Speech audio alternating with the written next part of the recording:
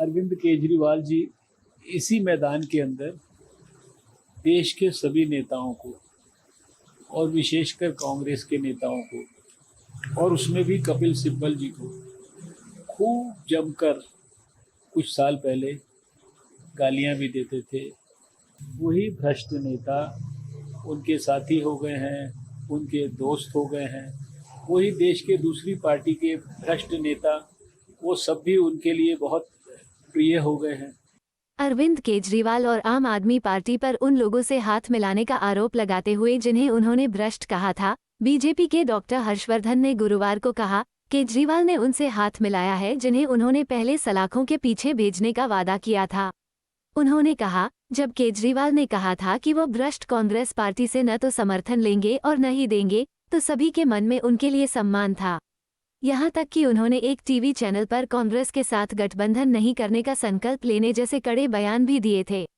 एक पार्टी जिसे केजरीवाल सबसे भ्रष्ट पार्टी कहते थे, जिस पार्टी के खिलाफ उन्होंने चुनाव लड़ा, जिस पार्टी के खिलाफ उन्होंने कहा कि अगर वे सत्ता में आए तो भ्रष्ट मंत्रियों को जेल भेज देंगे और उस सरकार के सभी अनुचित कार्यों का पर्दाफाश करेंगे, उन्होंने उस पार्टी का समर्थन लिया।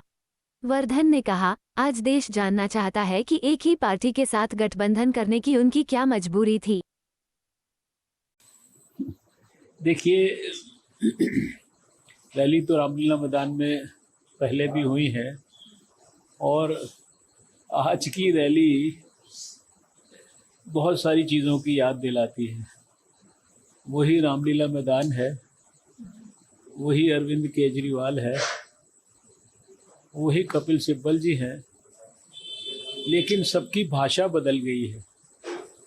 अरविंद केजरीवाल जी इसी मैदान के अंदर देश के सभी नेताओं को और विशेषकर कांग्रेस के नेताओं को और उसमें भी कपिल सिब्बल जी को खूब जमकर कुछ साल पहले गालियां भी देते थे।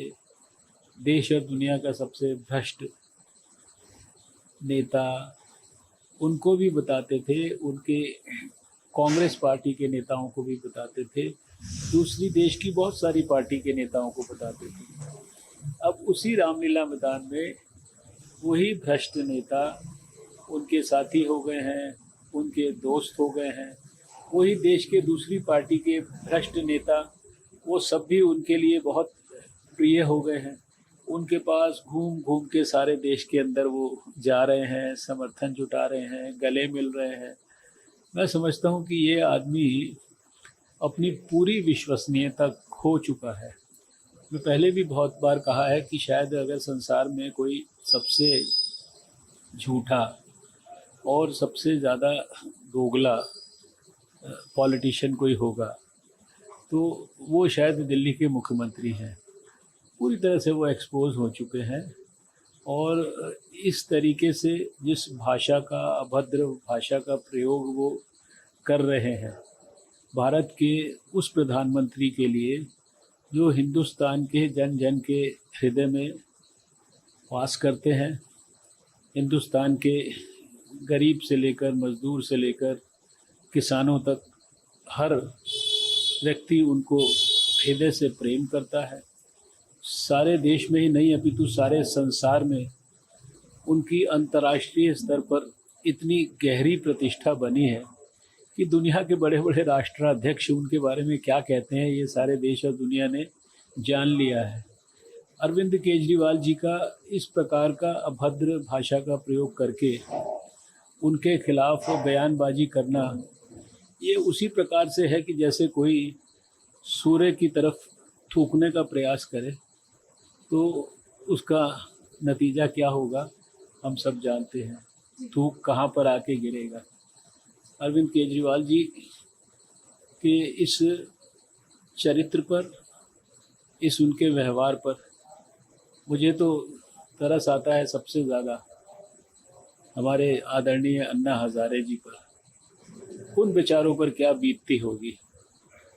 उनके लिए सारे देश ने आंदोलन किया था, सारा देश उनके पीछे खड़ा हुआ था और उसके जो सबसे अग्रणी सिपाही बने थे ये, लेकिन लगातार पिछले 10 साल से ज़्यादा समय होने लगा है।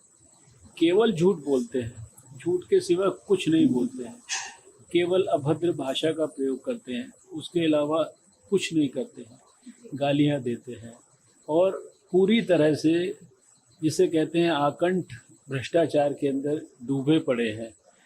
मंत्री भी भ्रष्टाचारी हो गए हैं, सहयोगी भी भ्रष्टाचारी हो गए हैं, इनकी सरकार भी भ्रष्टाचारी हो गई है।